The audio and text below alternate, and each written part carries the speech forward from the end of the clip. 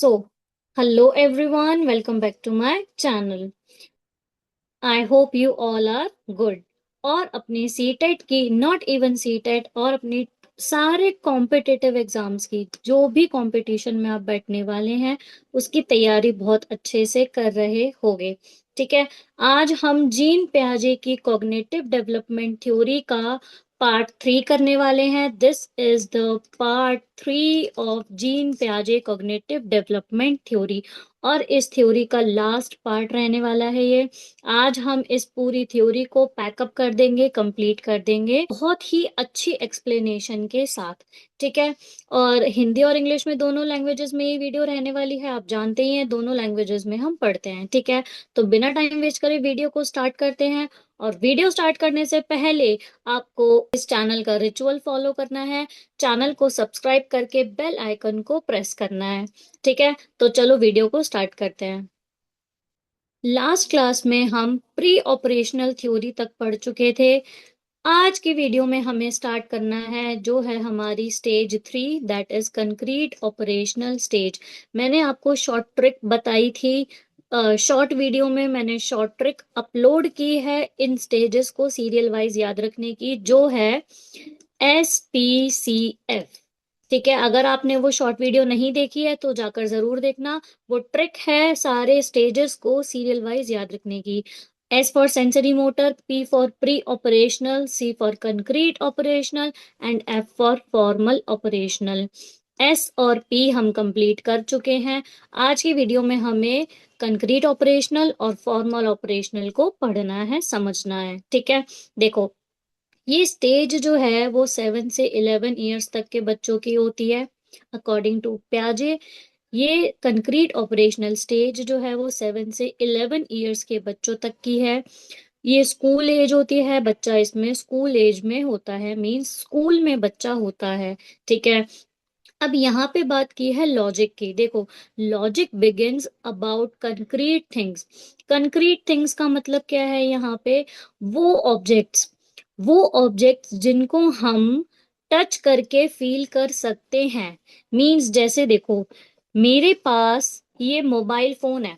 ठीक है, ये मेरे लिए एक कंक्रीट ऑब्जेक्ट है। ये मेरे मेरे लिए कंक्रीट ऑब्जेक्ट क्यों है? बिकॉज इसको मैं टच करके फील कर पा रही हूं अपने हाथों में।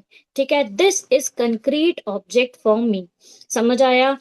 तो ऐसे ही कंक्रीट ऑब्जेक्ट्स, कंक्रीट थिंग्स वो होती हैं जिनको हम टच करके फील कर पाते हैं। तो ये है हमारा हार्ड ऑब्जेक्ट्स जिनको हम टच करके फील कर पाते हैं। बच्चा उन ऑब्जेक्ट्स को लेकर लॉजिक लगाने लग जाता है। ठीक है, अगर आप बच्चे को A फॉर एप्पल और B फॉर बॉल सिखा रहे हो तो आप उसके सामने A फॉर एप्पल पेश करो या B फॉर बॉल उसके हाथ में रखो, ताकि वो उसको टच करके फील कर पाए और वो समझ पाए कि yes this is B for ball. ठीक है, समझ आया आपको? कंक्रीट ऑब्जेक्ट का कॉन्सेप्ट समझ आया? आगे बढ़ते हैं। अब इंडक्टिव रीजनिंग, इसमें एक पॉइंट है इंडक्टिव रीजनिंग। इंडक्टिव रीजनिंग मतलब 7 से 11 साल तक का बच्चा इंडक्टिव रीजनिंग से बहुत अच्छे से समझ पाता है। इंडक्टिव रीजनिंग का मतलब क्या होता है? अब एग्जाम्पल से रूल, मीन्स अगर आप उसको कोई कॉन्सेप्ट समझा रहे हो तो आप पहले उसका एग्जाम्पल दो। ठीक है, और ये बहुत ही अच्छा टीचिंग मेथड माना जाता है इंडक्टिव मेथड, बिकॉज इससे ना बच्चा ज्यादा लॉन्ग टाइम तक याद रख पाता है। कि आप बच्चे को पहले एग्जाम्पल दे रहे हो, एग्जाम्पल के बाद आप रूल पे जा रहे हो, तो बच्चा ज्यादा अच्छे से रिलेट कर पाता है, ज्यादा अच्छे से समझ पाता है और ज्यादा टाइम तक याद रख पाता है। ये आज भी इस एज में भी बहुत ही अच्छा टीचिंग मेथड माना जाता है, इंडक्टिव मेथड। ठीक है, अब बात आती है क्लासिफिकेशन की। बच्चा क्लासिफाई कर पाता है चीजों को, मींस सेम शेप की चीजें वो एक ग्रुप में ऐड कर पाता है। मैंने बच्चे को काफी सारे ऑब्जेक्ट्स दिए, मींस मैंने 3 ट्रायंगल दिए, 2 स्क्वायर दिए और 4 सर्कल दिए बच्चे को। ठीक है, तो बच्चा अब इनको क्लासिफाई कर पाता है अकॉर्डिंग टू द प्रॉपर्टीज। जैसे ट्रायंगल की प्रॉपर्टीज अगर आप देखो, 3 लाइंस हैं ट्रायंगल के अंदर। ठीक है, सेम शेप है, तो बच्चा सारे ट्रायंगल्स को एक ग्रुप में क्लासिफाई कर देगा। जो स्क्वायर्स की प्रॉपर्टीज हैं, चार लाइंस हैं, चारों इक्वल हैं, मींस सेम शेप है, सेम शेप के ऑब्जेक्ट्स को बच्चा एक ग्रुप में अब लगा पाता है, एक ग्रुप में क्लासिफाई कर पाता है। That is classification. समझ आया? सेम शेप के ऑब्जेक्ट्स को या प्रॉपर्टीज को देखकर बच्चा ऑब्जेक्ट्स को एक ग्रुप में क्लासिफाई कर पाता है। That is classification. ठीक है। अब बात आती है कंजर्वेशन की। कंजर्वेशन मैंने आपको लास्ट क्लास में भी बताया था, कंजर्वेशन और डिसेंट्रेशन का एक ही मतलब होता है, that is logical thinking. Conservation और डिसेंट्रेशन एक ही वर्ड है, दैट इज लॉजिकल थिंकिंग। ठीक है। इस एज में आकर बच्चे के अंदर लॉजिक स्टार्ट हो जाता है, बच्चा लॉजिक लगाना शुरू कर देता है, तर्क लगाना चालू कर देता है। अगर आप उसको कोई प्रॉब्लम देते हो सॉल्व करने के लिए, तो वो वहां पे लॉजिक लगा पाता है प्रॉब्लम को सॉल्व करने के लिए, 7 से 11 ईयर्स की एज में। That is concrete operational state. ठीक है। ये डायरेक्ट क्वेश्चन बनता है कि बच्चे को लॉजिक लगाना कौन सी एज में आता है, कौन से स्टेज में आता है प्याजे की। तो ये क्वेश्चन आपको ये स्टेटमेंट याद रखनी है, कंक्रीट ऑपरेशनल स्टेज में बच्चे को लॉजिक लगाना आ जाता है। ठीक है। अब बात करते हैं सीरिएशन की। सीरिएशन मीन सीरियल वाइज लगाना किसी भी ऑब्जेक्ट को, या किसी भी आप कोई बच्चे को कोई भी टॉपिक पढ़ा रहे हो, उसको सीरियल वाइज लगाना। सीरियल वाइज दैट इज, जैसे मैंने आप बहुत अच्छा एग्जांपल देती हूँ। जैसे मैंने बच्चे को तीन शेप दी, एक ट्रायंगल है, एक स्क्वायर है, और एक पेंटागन है। ठीक है। मैंने बच्चे को ये तीन शेप्स दी, तो बच्चा अब उसको सीरियल वाइज लगा पाएगा। ट्रायंगल मतलब तीन लाइन, सबसे पहले ट्रायंगल की शेप आएगी, फिर उसके बाद तीन के बाद आता है चार, तो मीन्स चार लाइन वाली शेप ट्रायंगल के बाद आएगी, that is square second number पे। स्क्वायर के बाद 5 लाइंस वाली शेप आएगी, pentagon, that is third number पे। ठीक है। बच्चा मतलब चीजों को सीरियल वाइज लगाना सीख जाता है, अकॉर्डिंग टू द प्रॉपर्टीज, या कोई भी आप टॉपिक पढ़ा रहे हो तो उसके अकॉर्डिंग बच्चा चीजों को सीरियल वाइज लगाना स्टार्ट कर देता है इन कंक्रीट ऑपरेशनल स्टेज। ठीक है। समझ आया? अब बात आती है रिवर्सिबल थिंकिंग। रिवर्सिबल थिंकिंग क्या थी? पिछली स्टेज में, प्री ऑपरेशनल स्टेज में बच्चा जो है वो इरिवर्सिबल थिंकिंग कर रहा था। मींस मैंने एग्जांपल क्या दिया था कि घर से स्कूल तक का रास्ता तो बच्चे को पता है, बट स्कूल से घर कैसे वापस आना है वो बच्चा नहीं समझ पाता, that is irreversible thinking. But यहाँ पे आते आते, कंक्रीट ऑपरेशनल में आते आते बच्चा थोड़ा बड़ा हो जाता है, अब यहाँ पे वो रिवर्सिबल थिंकिंग भी कर पाता है। मीन्स घर से स्कूल तो वो पहले भी जा रहा था, बट अब क्या है, वो स्कूल से घर भी आ पा रहा है, स्कूल से घर तक का रास्ता भी उसको पता है कि जैसे हम घर से स्कूल गए हैं वैसे ही हमें स्कूल से घर भी वापस आना है। वो रिवर्स कर पा रहा है चीजों को, तर्क लगा पा रहा है चीजों में। समझ आया? यहाँ तक समझ आया? अब बात आती है ट्रांजिटिविटी की। ट्रांजिटिविटी क्या होता है? देखो, ट्रांजिटिविटी इज, दैट इज, देखो ब्रैकेट में देखो आप, ए इज ग्रेटर देन बी। मतलब अगर ए जो है वो बी से बड़ा है, और बी जो है वो सी से बड़ा है, तो ऑब्वियसली ए जो है वो सी से बड़ा होगा। इसको नंबर्स में समझते हैं। देखो नंबर्स में कैसे, मैंने आपको एक एग्जांपल दिया, 3 इज ग्रेटर देन 2। ठीक है। और मैंने आपको बोला 2 इज ग्रेटर देन 1। ठीक है। तो ऑब्वियसली 3 इज ग्रेटर देन 1 ना। तो ये बात बोली है, अगर 3 is equals to A, 2 is equals to B, और 1 इज इक्वल्स टू सी।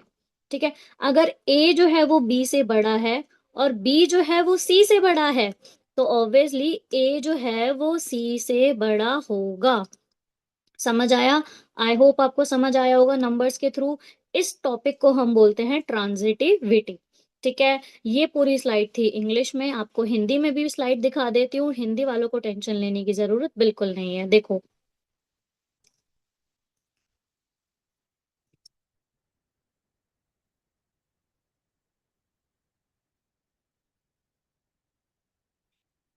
देखो ये पूरी स्लाइड है आपकी हिंदी में, हिंदी वालों को बिल्कुल टेंशन लेने की जरूरत नहीं है, सबका सॉल्यूशन यही मिलेगा आपको। ठीक है। ये पूरी स्लाइड हिंदी में है, आप देख सकते हो, वीडियो को पॉज करके सारी वीडियो अच्छे से समझ सकते हो। और उसके बाद अब चलते हैं लास्ट स्टेज पे, जो है प्याजे की फॉर्मल ऑपरेशनल स्टेज। ठीक है। This is the last stage of this theory, that is formal operational stage, जो है फोर्थ स्टेज। ठीक है, स्टेज को पढ़ के पूरी थ्योरी को खत्म करते हैं। देखो, अब यहाँ पे बात आती है 11 एंड अबव। जो लास्ट स्टेज हमने पढ़ी है वो 7 से 11 ईयर्स तक की थी। अब यहाँ पे ये स्टेज है 11, और अबव का मतलब है मैक्सिमम 14 to 15 ईयर्स। ठीक है, 14 से 15 ईयर्स तक की ये एज है, बिकॉज प्याजे की थ्योरी जो है वो डिसकॉन्टिन्यूअस थ्योरी है। क्योंकि, एक मिनट, पियाजे की थ्योरी डिसकॉन्टिन्यूअस थ्योरी है बिकॉज उन्होंने अपनी थ्योरी में स्टेजेस दे दी, और स्टेजेस के बाद जो भी साइकोलॉजिस्ट या जो भी बिहेवियरिस्ट थ्योरिस्ट कोई भी अगर अपनी थ्योरी में स्टेजेस दे देते हैं तो उनकी थ्योरी डिसकॉन्टिन्यूअस मानी जाती है, बिकॉज इनके अकॉर्डिंग कॉग्निटिव डेवलपमेंट जो है वो सिर्फ एक मैक्सिमम एज तक होती है। मैक्सिमम एज इनके लिए क्या है, 14 से 15 ईयर्स। तो 14 से 15 ईयर्स के बाद कॉग्निटिव डेवलपमेंट एक बच्चे की रुक जाती है। तो इसीलिए इनकी थ्योरी को हम डिसकॉन्टिन्यूअस में कंसीडर करते हैं। ठीक है, तो ये 7 से अबव, 11 से 14 से 15 ईयर्स तक की एज में हो गई ये वाली स्टेज। अब बात करते हैं एब्स्ट्रैक्ट थिंकिंग की।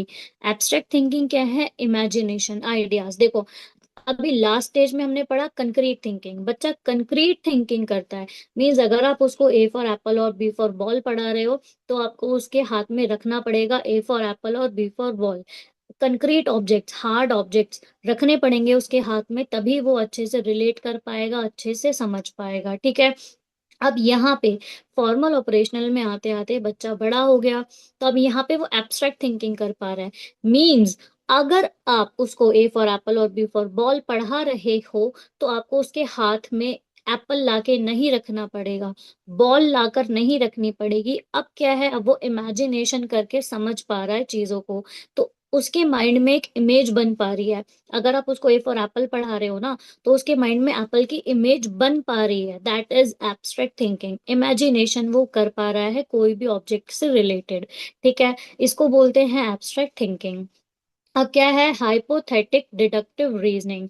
हाइपोथेटिक डिडक्टिव रीजनिंग क्या होता है, मैं आपको समझाती हूँ। देखो, हाइपोथेटिको डिडक्टिव रीजनिंग में क्या होता है ना, बच्चा जो है वो डिडक्टिव रीजनिंग कर पाता है। डिडक्टिव रीजनिंग का मतलब, देखो मैं आपको बताती हूँ। हाइपोथेसिस, हाइपोथेसिस होती है किसी भी प्रॉब्लम की थीसिस बनाना, मतलब प्रॉब्लम को डिटेल में समझना।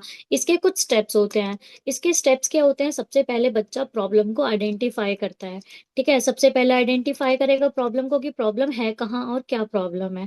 ठीक है, फिर आइडेंटिफाई के बाद बच्चा प्रॉब्लम को समझेगा, अंडरस्टैंड करेगा प्रॉब्लम को कि ये प्रॉब्लम आई कहाँ से है और इस प्रॉब्लम को हम कैसे सॉल्व कर पाएंगे। सॉल्व कर पाएंगे इस third step, that is hypothesis.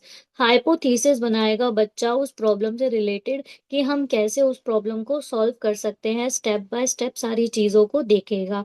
ठीक है, उसके बाद जो है वो अपनी हाइपोथेसिस से रिलेटेड और कोई भी स्टेप उठाएगा, एग्जीक्यूट करेगा अपने प्लान को। ठीक है, प्लान को एग्जीक्यूट करके last step is problem solve. Problem solve हो जाएगी, दैट इज हाइपोथेटिको डिडक्टिव रीजनिंग। समझ आया? आई होप अच्छा लगा होगा, समझ आया होगा। और लास्ट स्टेप है इस स्टेज का, अडोलेसेंस ईगोसेंट्रिज्म। अडोलेसेंस ईगोसेंट्रिज्म क्या होता है, इस स्टेज में बच्चा बहुत ज्यादा सेल्फ ऑब्सेस्ड हो जाता है। सेल्फ ऑब्सेस्ड हो जाता है बच्चा बहुत ज्यादा, क्यों कि उसको लगता है कि सब उसे ही देख रहे हैं। अडोलेसेंट एज में बच्चा होता है ना बहुत ज्यादा, जैसे शीशे के आगे ही खड़ा रहेगा, अपने बाल संवारेगा, या मतलब कोई भी लड़की होगी तो बहुत ज्यादा सेल्फ ऑब्सेस्ड हो जाती है कि सबसे ज्यादा सुंदर मैं ही हूँ, या सब मुझे ही देख रहे हैं, बिहेव करना है, मुझे ऐसे नहीं बैठना, मुझे ऐसे बिहेव नहीं करना, सब मुझे ही देख रहे हैं। ये वाली जो सेल्फ ऑब्सेस्डनेस होती है ना, वो होती है फॉर्मल ऑपरेशनल स्टेज में। समझ आया? ये सारी स्टेजेस हम पढ़ चुके हैं, प्याजे की थ्योरी की लास्ट स्टेज थी ये। और अब बस एक क्रिटिसिज्म पढ़ना है इनकी थ्योरी का, कोई क्रिटिसिज्म है। क्रिटिसिज्म हर थ्योरी में मिलेगा आपको, तो इनकी थ्योरी का क्रिटिसिज्म पढ़ लेते हैं, वो है इस पूरी थ्योरी का पैकअप। ठीक है, तो चलो देखते हैं क्रिटिसिज्म क्या है। और उससे पहले ये पूरी स्टेज हम हिंदी में भी देख लेते हैं, चलो।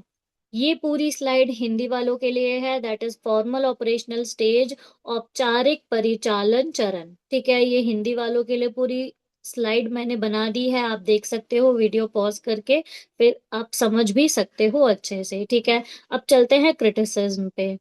तो this is the criticism of this theory. देखो, डेवलपमेंट इज डिसकॉन्टिन्यूअस, सबसे बड़ा क्रिटिसिज्म तो यही है, इनकी डेवलपमेंट जो है वो डिसकॉन्टिन्यूअस है, बिकॉज इन्होंने अपनी थ्योरी में स्टेजेस दे दी, और इनके अकॉर्डिंग कॉग्निटिव डेवलपमेंट जो है वो मैक्सिमम 14 से 15 ईयर्स तक की एज तक होती है, उसके बाद डेवलपमेंट बच्चे की रुक जाती है। तो सबसे बड़ा क्रिटिसिज्म तो यही है। ठीक है, next is he overestimated the ability of abstract stage thinking। Abstract stage thinking की जो एबिलिटी है, एब्स्ट्रैक्ट स्टेज कहाँ पे थी? अगर आप मुझे रिवाइज करके, रिमाइंड करके ये बता सकते हो कि एब्स्ट्रैक्ट स्टेज थिंकिंग कौन सी स्टेज में है, आप मुझे कमेंट्स में ये जरूर बताना। ठीक है, मैं इसको यहाँ पे छोड़ती हूँ कि एब्स्ट्रैक्ट स्टेज थिंकिंग कौन सी स्टेज में होती है, आप मुझे ये कमेंट्स में बताओगे। इन्होंने उस स्टेज को बहुत ज्यादा ओवर एस्टिमेट कर दिया, बहुत ज्यादा मतलब प्रभावित हो गए उस स्टेज से। ठीक है, अब थर्ड पॉइंट है यहाँ पे, he underestimated the ability of pre operational stage. Pre operational stage के बच्चे जो होते हैं, जो थे हमारे 2 से 7 ईयर्स तक के बच्चे, उनको बहुत ज्यादा अंडर एस्टिमेट कर दिया इन्होंने। प्याजे ने बहुत ज्यादा अंडर एस्टिमेट कर दिया 2 से 7 साल के बच्चों को। ठीक है, अब लास्ट है, he neglect the social cultural interactions and language. देखो, इस पे बहुत बड़ा विवाद हुआ था प्याजे का और वाइगॉत्स्की का। प्याजे ने जो है वो सिर्फ और सिर्फ हेरिडिटरी पे फोकस किया है, हेरिडिटी पे उन्होंने इंपॉर्टेंस दिखाई है। ठीक है, बट वाइगॉत्स्की जो है, वाइगॉत्स्की ने सोशल पे भी बहुत ज्यादा अपना प्रभाव दिखाया है, कल्चर और लैंग्वेज पे, तीनों पे वाइगॉत्स्की ने बात करी है। बट प्याजे ने इन तीनों को ही नेग्लेक्ट करा है। प्याजे के अकॉर्डिंग सिर्फ और सिर्फ हेरिडिटी ही सब कुछ है, सोशल एनवायरनमेंट उनके लिए कुछ नहीं है, लैंग्वेज कल्चर कोई मैटर नहीं करता बच्चे के कॉग्निटिव डेवलपमेंट में। प्याजे के अकॉर्डिंग सिर्फ और सिर्फ हेरिडिटी इज एवरीथिंग। ठीक है, तो ये बहुत ज्यादा ड्रॉबैक हो जाता है इनकी थ्योरी का, बहुत बड़ा क्रिटिसिज्म हो जाता है कि इन्होंने एनवायरनमेंट को नेग्लेक्ट कर दिया। ठीक है, तो ये सारे क्रिटिसिज्म थे इनकी थ्योरी के, ड्रॉबैक्स थे। अब आज हमने ये पूरी थ्योरी को पैकअप कर दिया है। ये पार्ट 3 था थ्योरी का, प्याजे की कॉग्निटिव डेवलपमेंट थ्योरी आज जो है फिनिश हो जाती है यहाँ पे विद क्रिटिसिज्म। ठीक है, आज के लिए इतना ही। आई होप आपको प्याजे की थ्योरी बहुत अच्छे से समझ आई होगी मेरे साथ पढ़कर। अगर आप इसके क्वेश्चंस को सॉल्व करना चाहते हो तो मुझे कमेंट्स में जरूर बताना। अदरवाइज आप मुझे फेसबुक पे भी मैसेज कर सकते हो, आप मुझे इंस्टा पे भी डीएम कर सकते हो इसके क्वेश्चंस को सॉल्व करने के लिए। ठीक है, तो आई होप आपको ये वीडियो अच्छी लगी होगी। Do like, share, comment and subscribe to my YouTube channel which is the Vaishnavi method. Thanks for watching.